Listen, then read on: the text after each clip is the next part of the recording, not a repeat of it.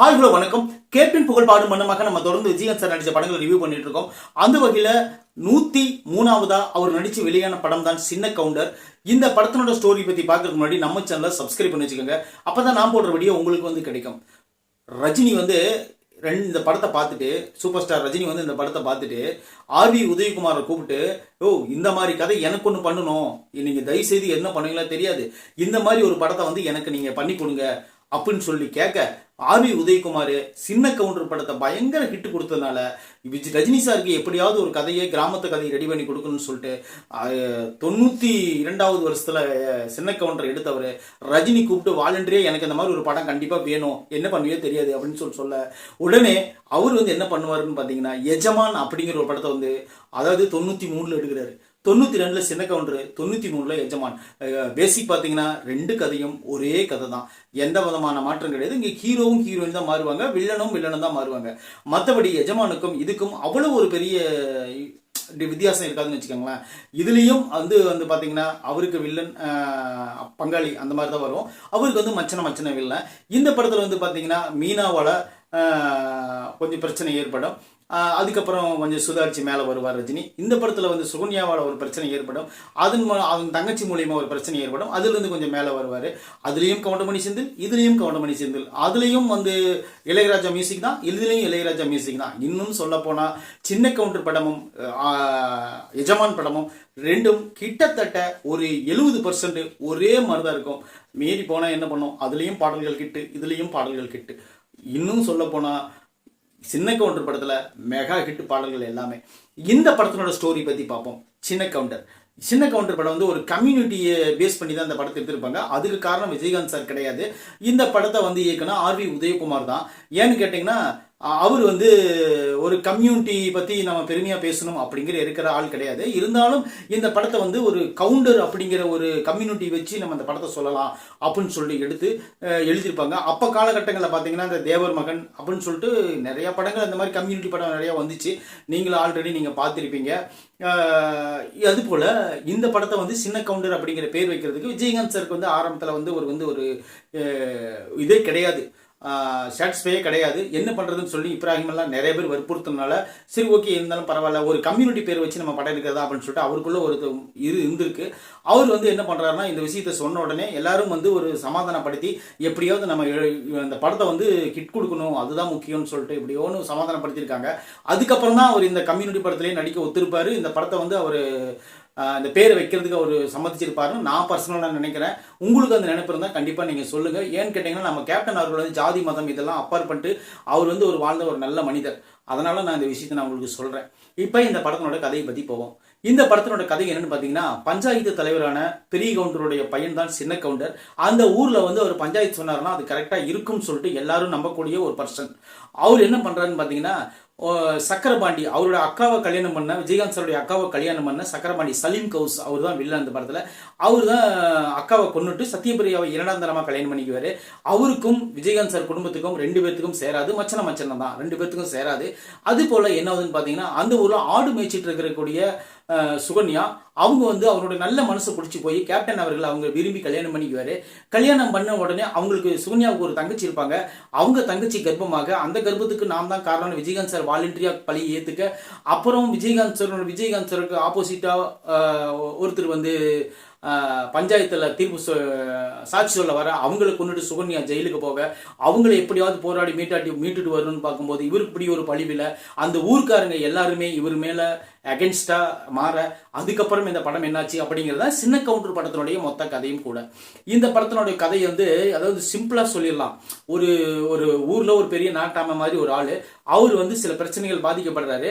அந்த பிரச்சனைகள் இருந்து அவர் எப்படி வெளியே வராரு, அந்த சூழ்ச்சிக்காரங்களை எப்படி அழிக்கிறாரு அப்படிங்கிறத இந்த படத்தோட மொத்த கதையும் கூட. இந்த படத்துல வந்து முழுக்க விஜயகாந்த் சார் வந்து நீங்க கிராமத்து பின்னணிகளை பார்க்கலாம். இதுக்கு முன்னாடி கேப்டன் பிரபாகரட்டும், மாநகர் காவலட்டும், மூன்றில் திரை மூச்சிருக்கமாகட்டும், தொடர்ந்து அவர் வந்து பாத்தீங்கன்னா ஆக்ஷன் ஹீரோ, ஆக்ஷன் பிளாக் படங்கள் நடிச்சிட்டு இருந்தவர் திடீர்னு ஒரு கிராமத்து கதையில வந்து நடிக்கிறாருன்னா அந்த கதைக்கு வந்து அவர் எவ்வளவு இம்பாக்ட் கொடுத்துருக்கணும். அவர் வந்து இந்த படத்தை கிட் கொடுக்கறதுக்காக அவர் எவ்வளவு உழைச்சிருக்கணும். உண்மையிலேயே அந்த நேரா எடுத்து வாரின வகுடு, அந்த குங்கும பொட்டும், அந்த வெள்ளை திருநீரும், அது போல இந்த படத்துல அவர் போட்டிருக்கிற அந்த காஸ்டியூம், ஒரு ஒயிட் வேட்டி, ஒயிட் ஷர்ட், அந்த கிரீன் கலர் கோடு போட்ட ஒரு துண்டு, இதுதான் அவரோட மொத்த காஸ்டியூமே. உண்மையிலே சொல்றேன், விஜயகாந்த் சாருக்கு வந்து சின்ன கவுண்டர் படம் வந்து அவ்வளவு ஒரு பிரமாதமான வெற்றியை தேடி தந்த படம். பட்டி தொட்டி எங்கும் இந்த படம் வந்து பிரபலமாச்சு. நான் வந்து சின்ன வயசா இருக்கும்போதே இந்த படங்களை வந்து எல்லா ஊர்லயும் ஏதாவது ஒரு இடத்துல ஸ்கிரீன் கட்டி படம் போட்டாங்கன்னா ஒரு 3 படம் போடுவாங்க, 2 படம் போடுவாங்க, அதுல ஒரு படம் சின்ன கவுண்டர் போடுவாங்க. அப்படிங்கிறதுல எந்த மாற்று கருத்தும் இல்லை. ஏன்னு கேட்டீங்கன்னா, எங்க ஊர் சைடு ரொம்ப கிராமமா இருக்கிறதுனால இங்க இருக்கிற ஆளுங்க எல்லாருமே பாத்தீங்கன்னா சின்ன கவுண்டர் படத்தை அவ்வளவு விரும்பி பார்ப்பாங்க. சின்னது முதல் பெருசு வர. அப்பெல்லாம் ஒரு கம்யூனிட்டி படம் அப்படின்னு சொல்லி யாருக்குமே இது தெரியாது. அது வந்து என்ன சொல்றது, இது வந்து ஒரு விஜயகாந்த் சார் நடிச்சிருக்காரு, அவ்வளவுதான் உங்களுக்கு தெரியும். இது வந்து ஒரு கம்யூனிட்டிக்காக எடுக்கப்பட்ட படம், தன்னுடைய இன மக்களுக்காக எடுக்கப்பட்ட படம்லாம் உங்களுக்கு தெரியவே தெரியாது. ஏன்னா இதை போய் இந்த படத்தை பார்த்தோம்னா நம்மளுக்கு நல்லா என்டர்டைன்மெண்ட் ஆகும் அப்படின்னு சொல்லிட்டு போய் பார்த்த படம் தான் சின்ன கவுண்டர். இந்த படம் வந்து கிட்டத்தட்ட 250 நாள் ஓடி இந்த படம் வந்து பெரிய வெள்ளி விழா கொண்டாடின படம் இது. இந்த படத்தினோட வில்லன் வந்து போர்ஷன் வந்து சலீம் கௌசர் நடிச்சிருப்பாரு. வில்லன் போர்ஷனுக்கு அவ்வளவுக்கா ஒன்றும் கெத்து கிடையாது. அது இருந்தாலும் இந்த கதை அந்த மாதிரி கதை வேற லெவல் வச்சு செஞ்சிருப்பாரு. இந்த படத்துல ஒவ்வொரு சீனும் செதுக்கி செஞ்சிருப்பாரு. குறிப்பா இந்த படத்தினோட பாடல்கள் வந்து கண்ணுப்பட போகுதையாகட்டும், சுட்டி சுட்டி அந்த பாட்டாகட்டும், அதுக்கு வந்து பாத்தீங்கன்னா அந்த வனத்தை போல மனம் படிச்ச, கூண்டுக்குள்ள என்ன வச்சு பாடல், அப்புறம் முத்துமணி மாலை அந்த பாடல், இன்னும் இந்த படத்துல வந்து எல்லா பாட்டும் ஹிட்டு. எல்லா பாட்டும் ஹிட். இந்த படத்துல மியூசிக் வேற லெவலில் பிரிச்சு மேய்ந்திருப்பார் இளையராஜா. அது போல இந்த படத்தினுடைய எல்லாமே கரெக்ட் பர்ஃபெக்டா கொண்டாந்து கொடுத்த படம் தான் சின்ன கவுண்டர். இந்த படத்தில் நடிச்சுக்கிற மனோரமா கேரக்டர் குறிப்பா பேசியே ஆகணும். ஏன்னா மனோரமா கேரக்டர் பேசுறீங்கன்னா இந்த படத்தினுடைய மொத்த பலனும் வேஸ்ட். ஏன்னா அந்த மாதிரி ஒரு பர்ஃபெக்டான ஒரு ஆட்சியர் நடிச்சிருப்பாங்க. அந்த கம்யூனிட்டியை சேர்ந்த அந்த ஒரு அம்மா எப்படி இருப்பாங்களோ அதே போலதான் அந்த அப்படி தோலுரிச்சு வச்ச மாதிரி இருப்பாங்க அந்த கேரக்டருக்கு மனோரமா. உண்மையிலே அவங்க என்ன கேரக்டர் கொடுத்தாங்களோ அந்த கேரக்டராகவே மாறிடுவாங்க. கொங்கு தமிழ் பேசக்கூடிய அந்த மனோரமா கேரக்டர் உண்மையிலே சூப்பராக இருக்கும். அது போல இந்த படத்துல இன்னொரு கேரக்டர் யாருன்னு பாத்தீங்கன்னா சுகன்யா தான். சுகன்யா தான் இந்த படத்துல வந்து ஹீரோயினே பண்ணியிருப்பாங்க. அவங்க பண்ணியிருக்கக்கூடிய அந்த சீன்கள் ஆகட்டும், அந்த குறிப்பா சொல்ல போனா அந்த மனோரமாவுக்கும் சுகன்யாவுக்கும் இருக்கிற அந்த ஃபைட் நடக்கக்கூடிய, வாய் சண்டை நடக்கக்கூடிய அந்த சீன் ஆகட்டும், அப்பதுக்கப்புறம் இவங்களே மருமகளா வந்ததுக்கு அப்புறம் ரெண்டு பேரும் யோசனை பண்ணி பார்த்துட்டு சிரிக்கிறதாகட்டும், அதுக்கப்புறம் அந்த சாட்சி சொல்ல போன அந்த மலைச்சாமியை வெட்டி கொண்டுட்டு ஜெயிலுக்கு போற சீன் ஆகட்டும், அப்புறம் வந்து ஜெயிலுக்குள்ள இருந்துகிட்டு நான் வந்து கவுண்டர் பொண்டாட்டி நான் என்னைக்கோ பொய் சொல்ல மாட்டேன் அப்படின்னு சொல்லிட்டு வீராப்பா இருக்கிற சீன் ஆகட்டும், அதுக்கப்புறம் கிளைமேக்ஸ்ல வந்து தன்னோட தங்கச்சி கிட்ட கோபத்தை கொட்டுற சீன் ஆகட்டும், எல்லா சீன்லையும் வந்து சுகன்யா வந்து ஒரு படி மேல போய் இதுக்கு முன்னாடி நடிச்ச படங்களை விட இந்த படத்துல அதிகமா தன்னோட நடிப்பை வெளிப்படுத்தி இந்த படம் ஹிட் அடிக்கிறதுக்கு அவங்களுக்கும் ஒரு காரணமா இருந்திருக்காங்க. அது போல அடுத்ததா சலீம் கௌஸ் அவங்க வந்து மச்சானா வருவாங்க. அக்காவை கட்டிட்டு போய் கொலை பண்ணிட்டு வேறொரு பொண்ணு கல்யாணம் பண்ணிக்குவாரு.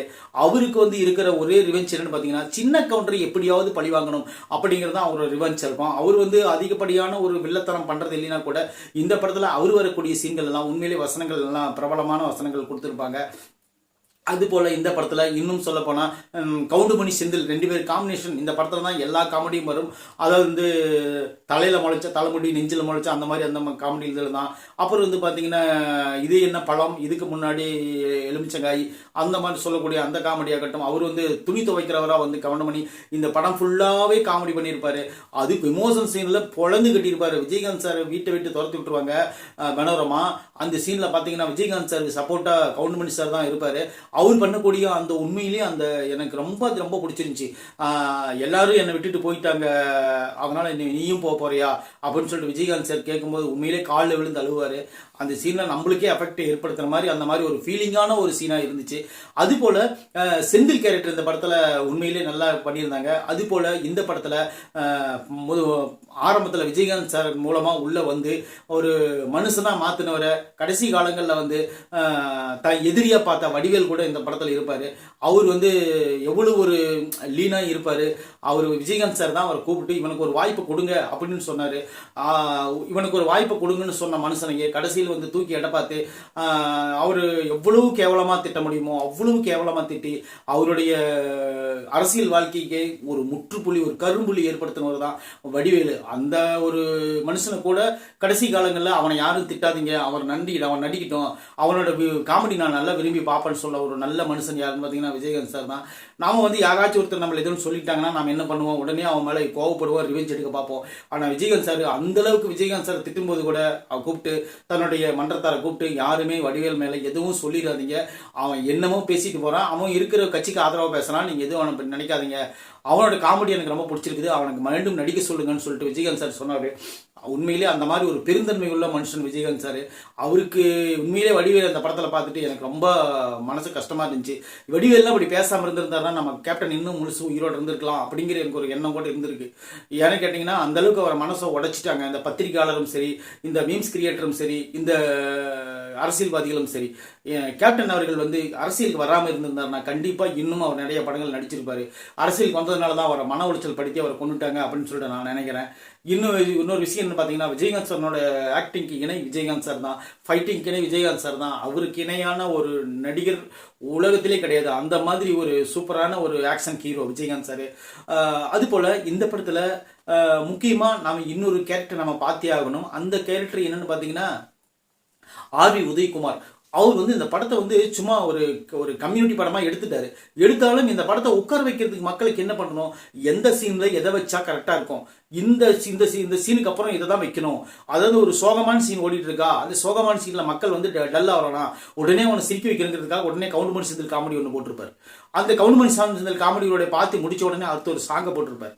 சாங்கு முடிச்ச உடனே அடுத்தது வந்து ஒரு கலகலப்பான ஒரு சீன், குடும்ப சீன் போட்டிருப்பார். உண்மையிலே அது இம்பாக்டன்ட். ஏன்னா ஒரு டைரக்டர் வந்து இந்த சீன்லாம் இந்த இடத்துல வச்சா நல்லா மக்கள் ரசிப்பாங்க அப்படின்னு சொல்லி எடிட்டருக்கு மேலே யோசிக்கிறவர் யாருன்னு பார்த்தீங்கன்னா டைரக்டர் தான். ஏன்னா முழு படமும் அவர் பொறுப்பு தான். இந்த படம் வந்து ஒரு மெகா ஹிட் ஆகி இந்த அளவுக்கு ஒரு பெரிய ஒரு ஹிட் ஆகும் அப்படின்னு சொல்லிட்டு அவரே கூட நினைச்சு பார்த்துருக்க மாட்டாரு. சின்ன கவுண்டர் படம் வந்து நம்ம லிஸ்ட்ல உண்மையிலே ஆஹா ஓஹோ படம் தான். ஏன்னா கேட்டீங்கன்னா இது மற்றபடி நீங்க கம்யூனிட்டில ஓரம் கட்டி வச்சிருங்க, நம்ம கேப்டனுக்காக சொல்றேன். இந்த படம் மாபெரும் ஹிட் அடிச்ச படம். இந்த படம் வந்து 250 நாளுக்கு மேல ஒரு வெள்ளி விழா கொண்டாடின படம் தான் சின்ன கவுண்டர். இந்த படத்தை நீங்க இதுவரையிலும் நான் பார்க்கல அப்படின்னு சொல்ற 2K கிட்ஸ் எல்லாம் கண்டிப்பா நீங்க போய் பாருங்க. உங்களுக்கு நல்ல டைம் பாஸ் கிடைக்கும். அதுக்கு முன்னாடி இந்த படத்தை நாங்க 90sல பார்த்துட்டு எத்தனை இடத்துல நாங்க விசில் அடிச்சிருப்போம், எத்தனை இடத்துல நாங்கள் கொண்டாடி இருப்போம்னு சொல்லிட்டு இந்த படத்தை நீங்கள் பார்த்தீங்கன்னா நீங்கள் தெரிஞ்சுக்குவீங்க. சின்ன கவுண்டர் படம் வந்து நம்ம கேப்டன் புகழ் பாடும் மன்னமாக ஒரு கிரீடத்தில் ஒரு வைரக்கல். இந்த படம் வந்து ஒரு பெரிய பிளாக் பஸ்ட் ஹிட்டான படம். இந்த விமர்சனம் உங்களுக்கு பிடிச்சிருந்தா கண்டிப்பாக நம்ம சேனலை சப்ஸ்கிரைப் பண்ணி வச்சுக்கோங்க. நன்றி, வணக்கம்.